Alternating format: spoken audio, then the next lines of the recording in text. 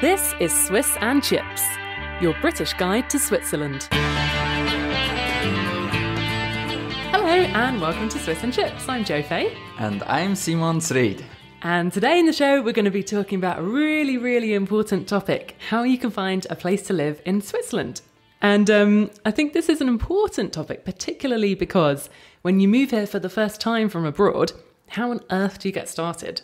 It's quite different, I found, to finding a place in England at least. So we're going to go into the details about that.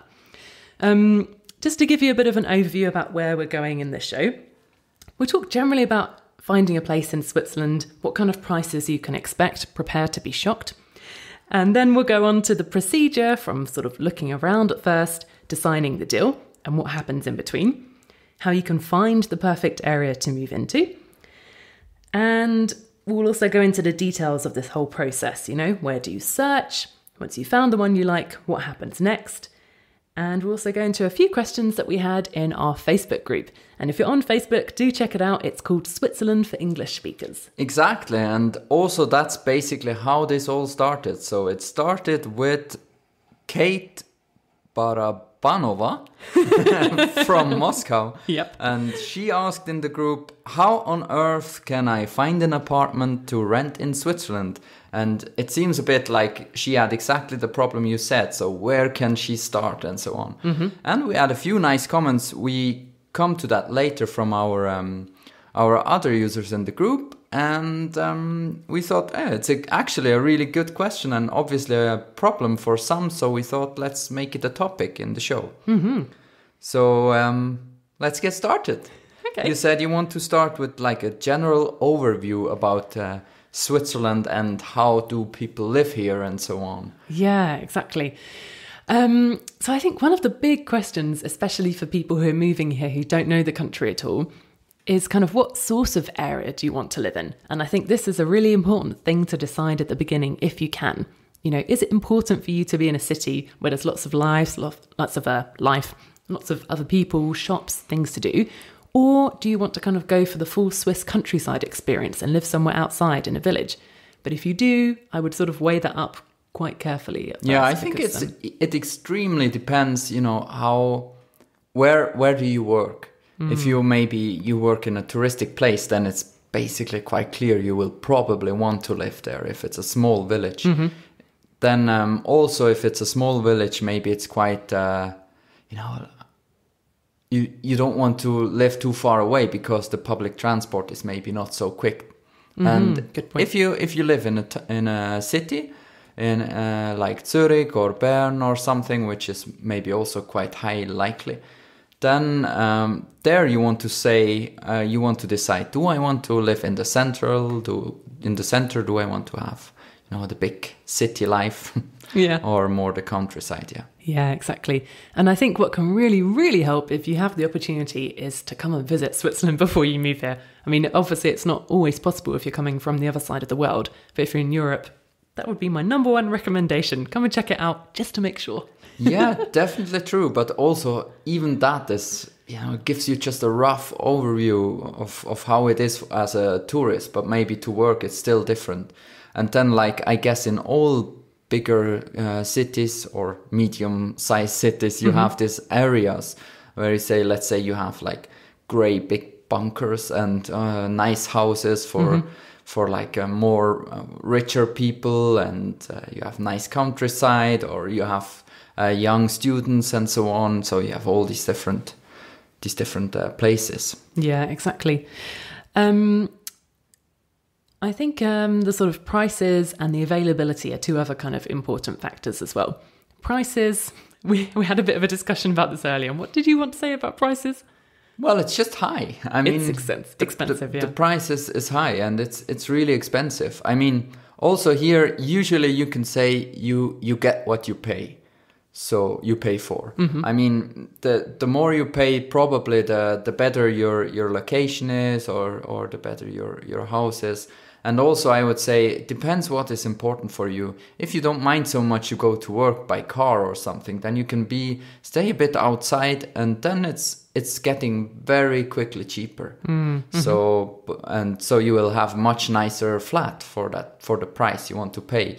But in general, I would say it also depends very much on the area. So if it's a city, or Zurich or Geneva is super expensive, and Bern is still expensive. But then if you're on the countryside, it's getting cheaper as well. Yeah, exactly. But I would expect to maximum pay like a third of your salary to for the rent. Yeah, exactly. Yeah. And that's quite an important factor, because you might think, oh, I'm willing to pay as much money as I can to try and get a nice place, and I just won't go out very much or something like that. But don't do that. Don't do that. It's not to be recommended.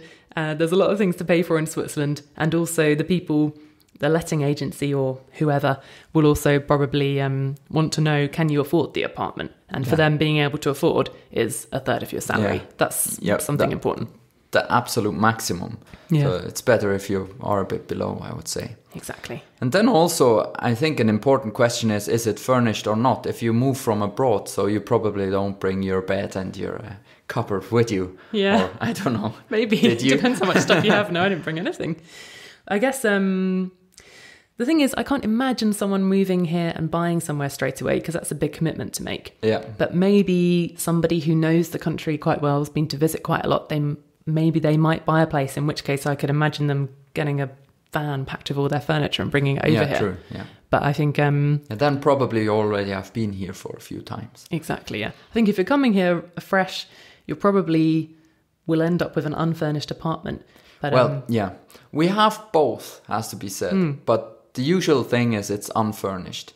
But there are furnished flats you can rent, apartments, I mean. Yeah. Like it's very often for students or something like that, or temporary, or maybe if you move into a WG, Wohngemeinschaft. Shared flat. Yeah, exactly. So that's a high chance it's furnished. And I also think that's maybe a good idea to start. You move in furnished with somebody or somewhere where it's temporary. Then you can have a look around and find the best area. Exactly.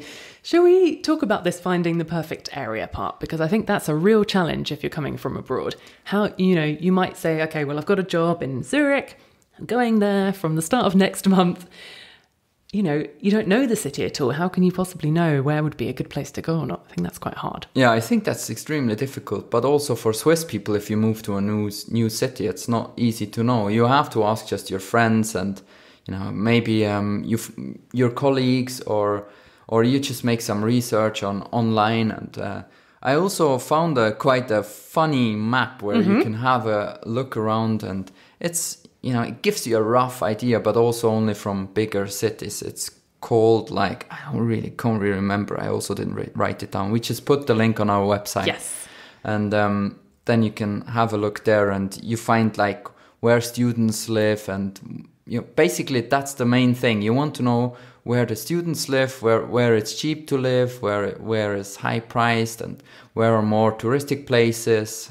Yeah, I think things like that. Yeah. And I think if you're coming to work for a sort of reasonably sized company, you could ask the person who employed you, could you tell me a little bit about the area? Yeah, exactly. Maybe you want to know a place that is good for kids if you're coming as part of a family, or you want to be somewhere that's lively in the evening if you're coming on your own, perhaps. Yeah, things like that. If you have no idea, then definitely don't move in somewhere straight away. I would really recommend to just try to find something temporary. There is also people who rent their flats during their holidays, for example, or they go on a round the world trip or something for 3 months or 6 months, and then they rent it Untermiete. Exactly. How's that called? Subletting. Yeah. So I think that's also a good idea to try it like that. Maybe. Yeah. To start off, I would recommend to find a temporary place, whether it's one of these serviced apartments, or if you know someone here, come and stay in their spare room for a bit if you can. Or see if you can find a place to sublet, and then you'll get to know the area much better before you commit to something, because it could be very different from what you imagine from abroad. Exactly, yeah. The other thing that I think is quite an important point to mention, I think this affects expats more than others, is this issue of, do you buy somebody's furniture to help you get the place? I don't know if you've ever heard about that. No, not really. Right, and this is the thing I've heard a lot about from expats, because they're desperately looking for a flat and they can't get one, and people are maybe a little bit unsure about who they are and what they're doing here and how long they stay. And they find, someone who's moving out of their flat and the person speaks English, so finally they can talk to them. And then this person says, if you buy my furniture, I'll put in a good word for you. And then suddenly you're spending like 1,000 francs or something buying all their furniture that you don't really like, but you think maybe that will help me get the place. And I think that's a bit of a con, personally. Yeah, Just true, wanted to say.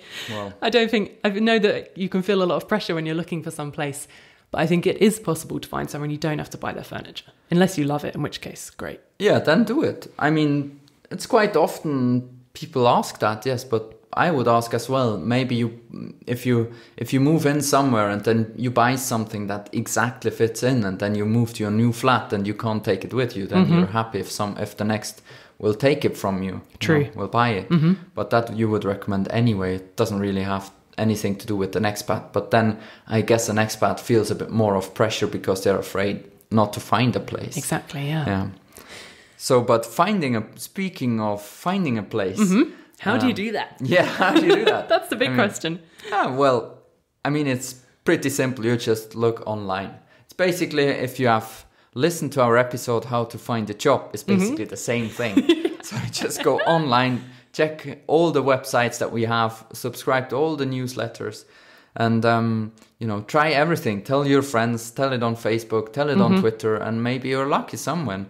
And we can post a huge list of websites on our website, so you can just go and check it out. But I think that's basically how you do it. And then there are some special sites, like for example, for temporary stays, or like I said before, the WG. What was that again? Shared flat. Yeah, exactly. Flat share. So you just search online basically, and then there are like, also if you move to a special town, then definitely go to the Gemeinde, the community office. Yeah, website, and website. Maybe to the community's office's website. Yep. It's like the local area's website. Yeah, okay, that one. Yep. Check it out there, and maybe also there are like, for example, in Zurich, Bern, and so on, they have this Ron-Orp. It's called RON. Hyphen. ORP.ch. We will just put the link as well to our website. Yeah. But the good thing about this... Just a small note to myself, never spell anything again in the podcast. Yeah. We did a bit of, what's that? Give us a clue there, silently. Yeah, the good thing about Run-Up is it's, you've got your kind of big websites that have lots of different people putting official adverts on there for flats. And then Run-Up is a bit kind of cheaper and a bit more left field. So you might find some kind of different listings on there. I think it's good to look in different types of websites, and official big ones and smaller, more random ones. And then you might see something that's not so many other people see. Exactly. And there you have also the chance to make an announcement yourself. So you say, maybe I moved there, I have this and that and blah, blah, blah. And does anyone soon move out? I would like to have your flat. Yeah. Because the thing is, if you move out early of your contract, then you yourself are responsible to find a new person moving in. So if you're lucky and they see your advertisement, they will say, oh, great, I don't need to look for someone, so I will directly contact this person. Exactly. Good. So let's say you find one you like. Yeah. You're searching online, you think, oh, that looks nice, exactly my price range, that's the area I think I want to be in. Yeah. Then what happens? First of all, don't get too excited. No. There's always a contact thing. So you contact the person, you call, you ring, you email, whatever, or WhatsApp, or whatever they have there as a contact, and you make an appointment where you can visit the flat and have a look around. Or sometimes they say, no calls, come and see it at this time. Yeah. And they've set aside like a couple of hours, which is kind of open house. Yes, and anyone can come and go. You don't need to say that you're going to show up. It's two possibilities. Either they will have an official time and day. So they say something like Thursday at 2:00 till 3, you can come and visit. Or if it's, like I said before, it's a private person who has to find someone replacing them.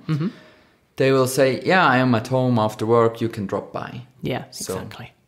That will be the better case, because then it's not professional and not so many people will come. So higher chance. Exactly. Getting a tiny bit excited now. Yeah, a tiny bit excited. But not too excited yet. Yeah. So next step will be visiting. So if you're at one of these events where it's an open house between, 7 and 9 p.m. on a Thursday evening or something, basically get there earlier, find the person who is letting the flat, if possible, in the room, because they'll be there, and go and talk to them and try and make a good impression. Because you're basically in competition against everyone else who's in the room. Yeah. I mean, there's not much to say. You go and visit the flat because you want to see how it is. It's not like an interview, like a job interview. No. I mean, basically it is like a job interview, but you really have to check out everything. Don't take whatever. Have a look at, the bathroom. Is everything the way you like? Ask the question, is it noisy at night? Are the windows good? Is it cold in the winter? Or how is the heating work? How is the Nebenkosten? That's the additional costs that you have to pay on top of your rent. How much is it? Because, for example, if it's an old flat, then it's very noisy when people walk around, or, you can hear everything. Then also, if it's old, the heating is not so great. So maybe the Nebenkosten, additional costs. Yep. Oh, I learned so quickly. True. The additional costs, they will be, quite expensive if it's not so good. And so you just ask your questions, and basically you want to find out, could I live there? And I really recommend go in all rooms and imagine, what would I put there? Is there enough space? How are the neighbors? How is the neighborhood? You can really ask all the questions. Yeah, it's true. Maybe also ask, why do you move out? That was always my question. I had like a few questions I always wanted to know, like, why are you moving? What are the neighbors like? That was basically also, it. I think who else is in the building? That was quite interesting. Like, is it, loads of noisy teenagers or mostly retired people, or what is it? And think about, will I fit in with them? Yeah, and also you can ask things like, what was annoying here, or what did you like? What is cool here? What is bad, or what you didn't like so much? And that's something I always ask, and they always have a few things when they say something like, it's great, but it's the sun is on the wrong side, or that's also an important thing. If you like a bright flat, then you maybe ask yourself in which direction the flat is looking. You just go in and say, where is the sun moving? And then they will say, well, in summer it's going here from here to here, and in winter from here to here. I actually found that quite a funny question, because I'd never really thought about it before. And when we were trying to get rid of our old flat, people were always saying, so where's the sun in the morning? How long is it here for? And I just thought, I've never really thought about it before, which is kind of a rubbish answer. But I think it's a commonly asked question. So if you want a bright flat, don't be afraid to ask. Yeah, because the thing is, if it's on the, let's say, wrong direction, then, maybe the sun will never shine in, or maybe it's quite dark the whole time. And then in winter, it's even worse. And then, you don't want that. Yeah, unless you like the dark, in which case, exactly. great. But basically, you just go there. And if you're lucky, if you are there and the owner is there, or the agency. Yep. So if you have the chance to quickly have a chat with them and say, I'm whoever, let's call that person Simon Zurich. I'm Simon Zurich. Nice to meet you. And you say, I'm from London, and I have a job. I move here. I really love this country. I love to stay here. I want to stay forever and ever, and I will never ever move out again. Yeah, and I'll always pay my rent on time because I have such a great job. No, I mean something like it's basically your chance. Just say on a good day, 20 people apply for that flat. Yeah, they're getting a whole load of paper in, and all the people look the same. Yeah. So we don't want to over talk it too much. But if you meet the person who owns the flat or the letting agency, it's nice for them if they can put a face to a name. If you introduce yourself and they think, that seems like a nice, polite person, makes a good impression, that's the kind of person we're looking for here. The other thing to say is this can go sort of one of two ways. And I'd like to give you two of my personal experiences here. Oh, yeah, shoot. So when looking for our last flat, I went to this viewing evening and I thought, lots of people here, but this place is super nice. It was perfect. And I found the person who owned the building. And it was sort of maybe an unusual situation because the whole family lived in the building. And it just so happens that lots of them were teachers and lots of them taught English. Oh. And they also sometimes wrote academic papers in English. So when I introduced myself and said, I'm a journalist, I'm from England, the man said, it's great, we're Anglophiles in this building, that's so interesting. And I was like, perfect. Thank goodness. Like, yes, jackpot. I was like, great. And then when I left, he said, what was your name again? And I said, F-A-H-Y. Spelled it out for him, and he was like, I could see he was remembering it. So at that point, I made a good impression. And I got the flat. That's really good. That's great. I mean, that's the best case that can happen. Yeah, that's best case. Worst case scenario, when we were looking for a flat, we went to a pretty nice place and everybody was kind of queuing up to try and speak to the woman from the letting agency, or was it the owner? I can't remember. And everyone was sort of hanging around and going over and shaking hands, and you could see them kind of saying, "Oh, it's such a lovely place," and blah, blah, blah. That's the situation where you can say, you know, how much of you really want to give up for this flat. Am I going to give away my dignity? But what was really harsh, I think, at that point was we overheard the owner saying to one of the people who wanted to move in, you know, we're really looking for someone who will fit in with everybody else in the building. Yeah, they're all Swiss. They're all Swiss here. And I thought, not sure that I fit in that case. And I also thought, I'm not sure I want to live here. Yeah, officially Swiss are not racist, so, but, you know. No, and I also think they're not. But no, they're not, but, you know, it's. I would say if you are a foreigner, then chances are definitely smaller that you get a flat. Yeah. Not because people are racist, but, you know, they want to rent a flat for someone they think they will stay there forever and ever, because it's always a hassle to replace. And, you know, they probably are a bit afraid, will that person move out soon? Or how long are they staying here? What are your intentions also, exactly? If they are like, you know, this English people, will they be drunk every Friday, Saturday? Will they want to hang out a football flag during the World Cup? Exactly, these kind of stuff. These kind of questions. Will they be cooking bacon butties at 9 a.m. on a Sunday morning? Yes. So will they mow the lawn at Sunday? Are they going to be trying to recycle at 7 a.m.? Yeah, exactly. When will they do the washing and so on? So exactly. It's all these questions. Lots of unanswered questions obviously come up when you meet someone who doesn't know the rules. So it's better to blend in. Yeah, but on the other hand, you know, if you blend in, like you said before, there will be 20 people applying for a nice flat, and all 20 people will have great references. All will have enough money, and all will, you know, basically tick the boxes. Exactly. So there will all be non-smokers. They will all have no pets. They will all be silent and so on. Yeah, exactly. On the paper. True. And so if you can stand out from them, that's your big advantage. And like you said before, when you can say, I'm from America, I'm from Russia, I'm from wherever, then you have a big advantage. Yeah. So maybe that's the chance to say, yeah, I am from Russia. And, you know, they might say, oh, great, we love to have you here. Yeah, it's true. It's true. Yeah. It will happen at some point, I'm sure.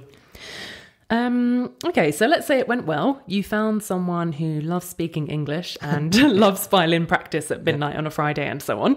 Perfect. Then you need to apply. And at this point, you know, there's sort of a few different things that you can do here. There's always an application form that you have to fill out neatly. You always have to give your file from the debt register, which is called in German... Betreibungsregisterauszug. Exactly. And how you get this basically proves you don't have any debts. When you're new to the country, you have to go and register at the office of your local community, the Gemeinde in German. Yep. And once you've registered there, then you can go, it's probably in the same building, maybe a floor up, and you go to the office that deals with the debts, basically. And you say to them, I need this thing. You have to pay for it, of course, like everything in Switzerland. And then you have a document that says you don't owe anybody any money. Yeah. Or you just order it online. Can you do that? Yeah, on many places. Maybe. Okay, so that thing you need to look for, and we've put the exact words in German anyway on our website. And after those essential items, there's a few the form could you include. mentioned already. You've mentioned the form, okay. Sorry. That's okay. So you've got the form, you've got your no debt form. And then there's a few things that you could include or you might not include. It depends how you feel about them. Yeah, I think the basic thing, like you said, that's a must, is these two things. But like we said before, you want to stand out a tiny bit of the crowd. So maybe I would, for expats, definitely recommend to write like an introduction letter that you put on top, like where you say something like why you moved there and what's your plan for the future. You know, what makes you stay here? Exactly. Because if you can say, well, I moved here, I have a job at UBS and I have an unlimited contract and I plan to stay. So that's a big plus, I would say. Yeah, like the flag. But sorry, I had to at some point. As we know from like the Swiss flag, you mean? Yeah, like the Swiss flag. Yeah, of course. big plus. Yeah, I've really never heard that before. I'm sorry. Don't put that in your cover letter. Anyway, there's also other things that you could include.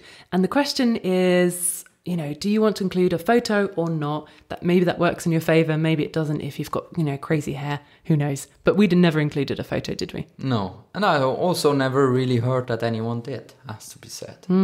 But you can. I mean, you can add a photo, you can add a nice cover letter, you can add maybe 100 francs. No, don't do that. That'd be super weird. But you can basically add whatever you think is great. Maybe your work contract. Yeah. When I was applying, I added my work contract to show, I've got a job at a reputable company and it's unlimited. Maybe you have a reference. Yeah, if you've got a reference from a previous landlord, that would also be helpful. Yeah. And I mean, this isn't official advice, but I would say better translated if possible so that they can read it if they don't speak whatever your language is. And also, with your cover letter, what if you don't speak the language? Maybe there might hopefully be someone that you could ask, could they help you write it in German or French? And I think that would help a lot. And get them to try and write it as simply as possible. Yeah, so it doesn't look too crazy. So, then they will call and say, you got it. Then you sign the contract, you will get the date where to move in, and that's it. Then you're off. So basically, it's pretty simple when you summarize quickly. Mm-hmm. So you decide where you want to stay. Yep. Then you research online. Yes. You have these possibilities of temporary stay. Exactly. If you want to stay definitely. So I would say you look online for an unfurnished apartment. Mm-hmm. You find it, you make an appointment, you go and visit, then you fill out the form. The form you will get at the visit. Yep. And then fill out everything nice and properly, prepare all the stuff beforehand, then send it in, wait for the call, move in, and you're here. Hooray! Yeah, it's that simple. Yeah. It could take a while, but don't give up. Yeah. You think it will never happen, and then suddenly a phone call comes out of the blue and it's someone saying what you think is, you've got the apartment. Yeah, I mean, we have also discussed that in the Facebook group in that post, and there are, several people living in Switzerland, so obviously it's possible. And there were also quite a few helpful comments. Yep. Like, let's read a few. Yeah. Well, Linda said you need to register yourself in the community that you reside in. That's a great tip because I had no idea until I moved here, and I don't know how I would know. Yeah, I totally also have forgotten that one. Mm-hmm. And also, I have forgotten it myself to do it sometimes because you have to tell them where you live. Basically for the taxes and for the counting how many people live where and so on. Yeah, the census. Mm-hmm. Yeah, so don't forget to do that. I think it's quite quickly. You have to do it like within 2 weeks or something. Yeah. Yeah. To be honest, I didn't know and I didn't do it for a little while, maybe 3 weeks. And also if Nothing you move happened. away, you have to tell them, I'm going to move away. Exactly. So beforehand. Mm-hmm. And then Marco said, with no B permit is almost impossible. I have no idea if that's true or not, but... that's what Marco Franzosi said. I think it's definitely harder, the less permanent you appear to be. Yeah. I would also say, I think it's true. Yeah, I got a bigger chance the better visa you have. Yeah. But on the other hand, like I said, maybe if you don't have something like that, try to move in temporary in one of these temporary flats. Yeah, and at least then you'll have a history of renting in Switzerland. Exactly. And then you have a reference for the next place, so that's better. Yeah. And then Daniel wrote in our group that they actually bought a place easily enough.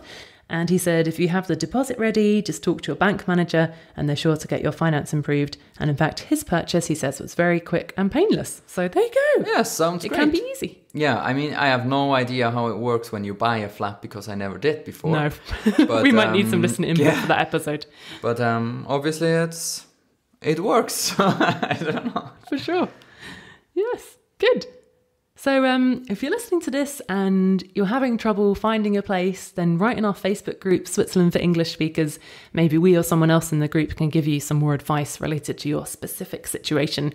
Also, if it was extremely easy for you to find a place, we'd love to hear about that as well. Yeah, let us know, So at the end of this episode, we have again a small surprise. We were outside in the Dalhölzli Zoo. Yes. It's quite exciting. It's in the middle of Bern and really recommendable, and we recorded a short few minutes for you. Okay, we are here in the Dalhölzli Zoo in Bern, and we just saw pretty much all the things, and it's really nice. I think it's a good recommendation to come here if you have time and have a look around. It's also quite cheap for Swiss standards. Yeah, Sorry, Swiss standards. Just flew in front of us. And yeah, it's like 10 francs, so 10 Swiss francs, that's not so much. And yeah, it's really nice. So what was your highlight so far?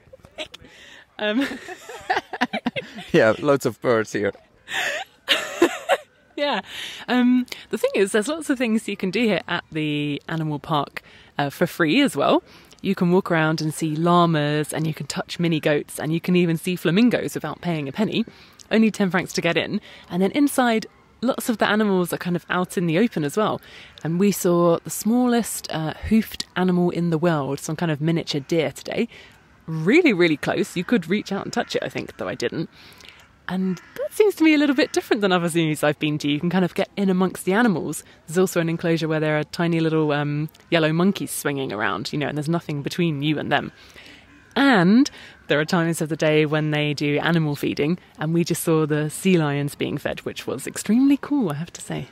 Yeah, that's another great tip, I think. If you are in Bern and you want to see something, but maybe not spend too much time to go into the zoo, there's loads of animals you can see outside. And we have the Streichelzoo, petting zoo, close to the Aare. And so for children and also adults, it's quite nice to go in and stroke a little bit the animals. And yeah, that's all for free. And you can see loads of the things. You can see bears and stuff. And yeah, basically. And they've got all the big animals as well. We just saw the leopard in a kind of it's like a metal netted enclosure, and you can see him really close up. Yeah, that's maybe the downside, like for every zoo you go to, probably, if it's not like a big safari thing, that some of the cages or enclosures, they are quite how do you say, they are quite small. It's pretty natural made when I look around, but it's still, some are quite small. Yeah, it's an interesting mix here, because some of the parts are very wild and you walk around and they have some of the bigger animals in there, but you often can't see them quite so well because it's a kind of large wild enclosure. But then on the other hand, they also have parts like where the leopard is that seems quite small. I mean, he can't really run anywhere. Yeah, so that's it basically. It's a very classic zoo, I would say, like you can imagine, hopefully. But I think it's a great tip to come here because it's, like I said, it's partially free or even quite cheap, and it's super nice, and the surroundings are nice. You have the Aare on the one hand side, and on the other side the big Dalhölzli forest. And yeah, you can just have a walk around, and it's also great if the weather is not so great, because half of it is inside. What would you say? Oh, definitely, yeah. Part of it is a kind of tropical environment inside, so even when it's quite cold, suddenly you realise, wow, this is hot and extremely tropical. A little bit like being on holiday. Yeah, true, a little tiny bit. To sum it up, let's give the people who are not here just in 30 seconds a little bit, tell them a little bit of the surroundings so they can feel as if they would be here. What do you see?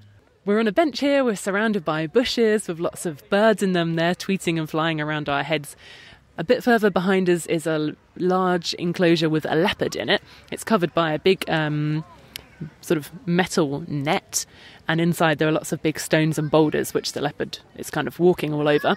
And then on the other side we have these big hairy straggly things that look a bit like buffalo but are muskox, I think the name is. Okay, I hope you get a little impression how it is here, and we are heading off now.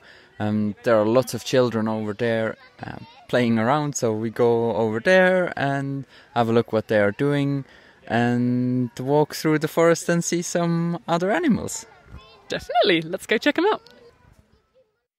So we hope you enjoyed coming to the animal park in Bern with us. And if you've been there as well, we'd love to know what you thought of it. Or if there's a similar place near you, then let us know in our Facebook group, Switzerland for English Speakers. And then we can all check it out. Exactly. And if you have listened till to the very end, you can go and check out our website, swissandchips.com, and send us a voice message. That would be cool. That would be fantastic. And we'll play it on the show the next time.